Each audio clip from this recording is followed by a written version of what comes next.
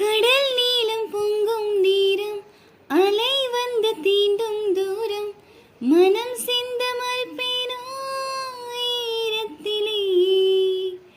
தலை சாய்க்க தோளும் தந்தாய் விரல் கோர்த்த பக்கம் வந்தாய்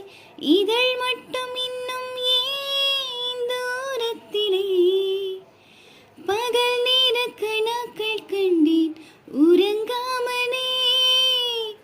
துயிலொன்று உராய கண்டேன் நெருங்காமனே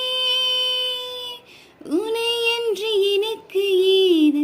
எதிர்காலமே முன்தினம் பார்த்தேனே பார்த்ததும் தோற்றேனே சல்லடை